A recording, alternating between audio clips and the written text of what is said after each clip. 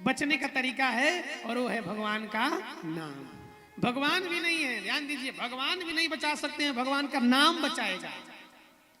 जो भगवान स्वयं उस सेतु को बिना बनाए समुद्र को नहीं पार कर पाए, उसी भगवान का नाम लेकर के हनुमान जी पार कर गए। अब सोचिए, भगवान का महत्व तो ज्यादा है कि भगवान के नाम का। इसलिए कहते हैं कि कहाँ कहूँ लगी नाम बड़ाई,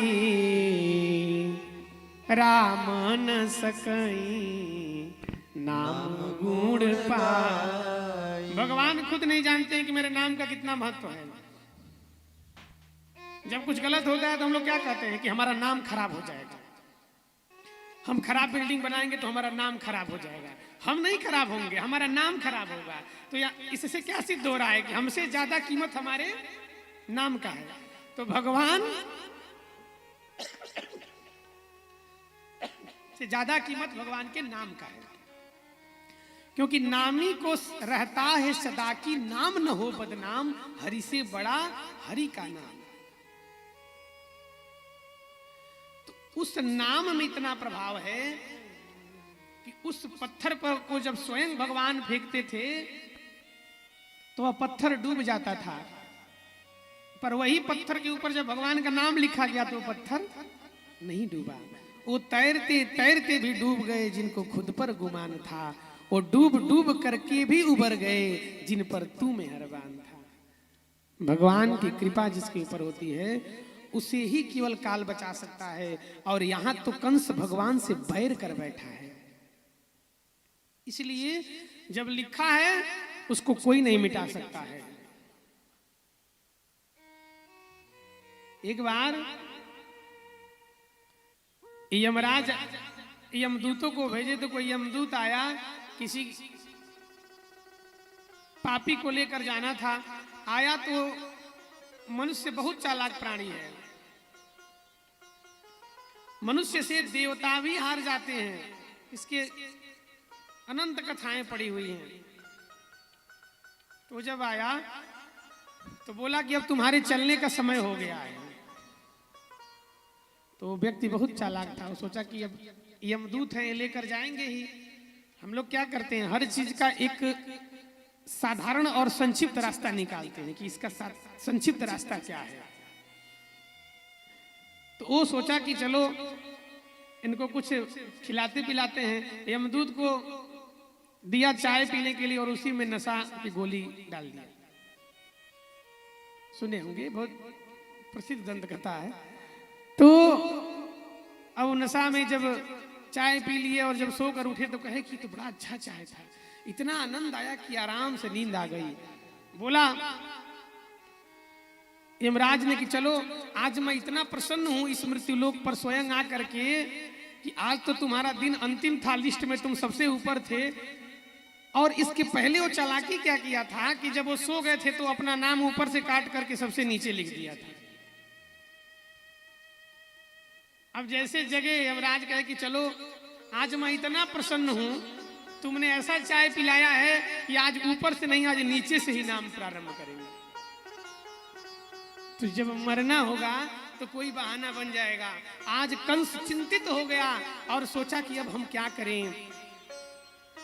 तो सबसे पहले पूतना को भेजा। इधर नंदोत्सव में इतना प्रसन्न हो गए नंद बाबा कि वो कर देना भूल गए। प्रतिवर्ष मथुरा के नरेश कंस को कर देने जाते थे, अब कर दिए नहीं थे। सोचा चलो कर दे के आते हैं। जैसे मथुरा में आए पता चला वसुदेव जी को, वसुदेव जी मिलने आए। वसुदेव जी ने सोचा कि मैं अपने लाला को इनके यहाँ छोड़कर आया हूँ, इनके हवाले, और ये है कि यहाँ मथुरा में छोड़कर आए हैं, पता नहीं मेरा लाला कैसा होगा, पर पूछ भी नहीं सकते हैं। तब आए और आकर के कहे, कहो नंद बाबा के मित्र हैं वसुदेव जी, कैसे हो? नंद बाबा जान रहे हैं इनके 7 संतान को कंस काल के गाल में समा दिया था, इसलिए अपने प्रसन्नता को व्यक्त नहीं कर रहे हैं। जब मित्र कोई दुखी हो तो एक मित्र का कर्तव्य है कि अपने सुखों का बखान मत करिए, उसके दुख में ही आप सहानुभूति प्रकट कीजिए। पर जब स्वयं पूछ पड़े वसुदेव जी की, कहो सुना है तुम्हारा लाला हुआ है, कैसा है?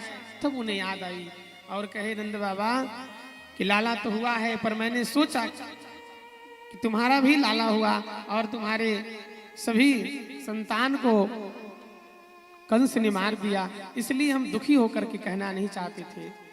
अब सोचा वसुदेव जी ने कि पता नहीं मेरे कन्हैया के साथ क्या होगा, इसलिए आज वसुदेव जी कहे कि देखो मेरा मन कह रहा है, मेरी अंतरात्मा कह रही है कि गोकुल में बहुत बड़ा उत्पात होने वाला है। अब नंद बाबा सोचने लगे, नंद बाबा ये सोचने लगे कि आज तक कभी वसुदेव झूठ नहीं बोला था और आज कह रहा है तो कुछ न कुछ बात अवश्य होगी। नंद बाबा वहां से चल दिए और नंद बाबा अभी पहुंचते उसके पहले भगवान की मौसी जी पहुंच गई। कंसेन प्रहिता घोरा पूतना बाल घातिनी शिशुश्चार निघ्रंती पुरग्राम व्रजादिशो।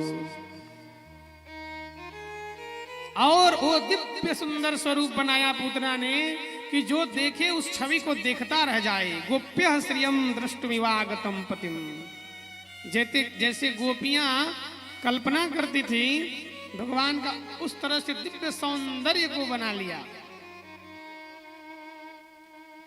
कभी कभी पीतल भी सोने से ज्यादा चमकने लगता है, तो केवल चमकने से स्वर्ण की शुद्धता नहीं सिद्ध होती है। कभी कभी बहुत अच्छे स्वरूप वाले लोग भी बहुत गलत हो जाते हैं। इसलिए रूप तन में नहीं मन के दर्पण में है, चित्र में छवि नहीं बल्कि चित्रण में है। प्राप्त ही बस नहीं लक्ष्य है प्रेम का, प्रेम की पूर्ण परिणत समर्पण में। जैसे कोई खूब अच्छा व्यक्ति हो, सुंदर खूब हो और गाली देने लगे तो अच्छा लगेगा?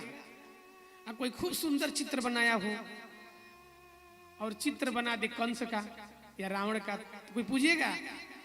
नहीं पूछेगा। इसलिए और गोबर का भी चित्र हो पर भगवान का होता है तो हम उसकी पूजा करते हैं। इसलिए चित्र में छवि नहीं बल्कि चित्रण में है। और प्राप्ति ही बस नहीं लक्ष्य है प्रेम का। लक्ष्य का प्राप्ति का मतलब ये नहीं हुआ कि हम प्रेम कर रहे हैं तो हमें मिल ही जाए।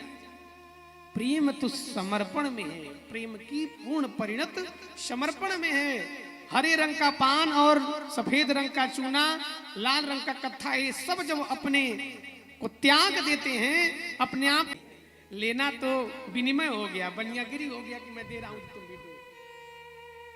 इसलिए प्रेम में एक पिता अपने पुत्र को कभी कुछ लेना नहीं चाहता, वो चाहता है मैं कितना दे दूं।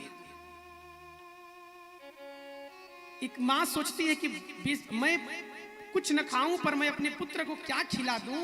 ये क्या है? ये प्रेम है। तो मित्र वो है जो मित्र के दुख में दुखी हो जाए।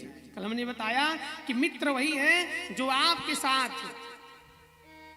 जब आपके पास कुछ नहीं हो तब भी खड़ा हो, और जो आपके साथ चिकित्सालय में खड़ा हो, जो आपके साथ न्यायालय में खड़ा हो।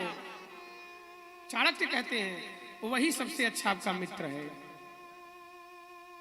गोस्वामी जी लिखते हैं सोई मित्र दुख हो ही दुखारी। मित्र वही है जो आपके दुख में दुखी हो जाए। ऐसा मित्र कौन है? ऐसे कितने मित्र हैं जो आपके साथ आपके न्यायालय में और आपके चिकित्सालय में और आपके पास कुछ नहीं हो तो खड़े मिलेंगे? अधिकतम एक हो सकते हैं, पहले तो ये जान लीजिए, ये भी बता दें। अधिकतम एक हो सकते हैं, क्योंकि भगवान के एक से अधिक हुए नहीं तो आपके कैसे होंगे? ऐसे तो फेसबुक पर 5 लाख फ्रेंड हो जाएंगे और घर में आपस में बन नहीं रहा हो, ये कोई आवश्यक नहीं है। पर हम लोग क्या कहते हैं कि हमारे तो सोशल मीडिया पे 5 लाख लोग हैं, मित्र हैं। वो मित्र हैं। तो इसलिए जीवन में पहले जो हम कर रहे हैं उसकी वास्तविकता को सिद्ध करिए। आज पूतना दिव्य स्वरूप बनाई और देखिए कि ये कौन पूत को बधाई देने लोग जा रहे हैं। अब मेरा नाम है पूतना, मेरा तो पुत्र को नष्ट करना कार्य है। वो अभी उसी में चल पड़ी सभी ग्वाल बाल इनके साथ। और जाकर के कही यशोदा मैया से, बहन कैसी हो? यशोदा मैया ने देखा कि पहली बार हम देख रहे हैं, ये कह रही है बहन कैसी हो। यशोदा मैया वे भी नहीं पूछ पा रही है कि तुम कौन हो। कुछ लोग ऐसे भी मिलते हैं, जैसे देखें कहें पहचाना, अब कह दीजिए कि नहीं अब मन में ये सोचने लगते हैं कि कह दे नहीं पहचान रहे हैं तो कहेगा कि इतना बड़ा आदमी हो गया कि हमको भूल गया। अब आधे लोग तो ऐसे होते हैं जो पहचानते नहीं है, फिर भी कहते हैं हाँ पहचान रहे हैं। फिर थोड़ी देर आगे बढ़ते हैं तो कहते हैं कहीं देखे हैं आपको, ऐसा लग रहा है। पर वास्तविकता ये होती है कि वो नहीं देखे होते हैं, वो सच में नहीं जानते। पर वो ये सोचते हैं कि अगले को बुरा ना लगे, इसलिए कहते हैं हाँ पहचानना। कई बार फोन आता होगा, देखते हैं कहते हैं पहचाने नहीं। पूरी बात हो जाएगी और आप पहचानेंगे नहीं, लेकिन आप यही दिखाते रहेंगे कि हाँ हम तुमको पहचान रहे हैं। इसलिए मैया सोच रही है कि इसे पूछो कि तुम कौन बहन हो, तो भी बुरा लगेगा कि शुभ में आई है मंगल गान करने, कोई कथा में आ जाए, आप नहीं पहचान रहे हो तो उसे ये थोड़े पूछेंगे कि तुम कौन हो। कहेंगे चलो मेरे घर आया है तो मेरा सौभाग्य है। सोच रही है चलो चाहे जो भी हो, आई है बधाई देने, होगी कहीं की दूर की फुफेरी बहन हो, मेरी हो, कोई ना कोई होगी। पूछते पूछते पुतना पूछी कि मैया तुम्हारा लाला किधर है? सब लोग बधाई दे रहे हैं। मैया कहे कि देखो उधर पालने में अभी हाल ही सुआयो है, अभी जैसे सुला करके मैं आई हूं तुम आ गई हो, इसलिए तो जगइयो मत, जाकर दर्शन करना है तो दर्शन कर ले।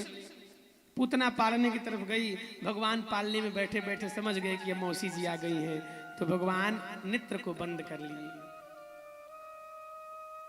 और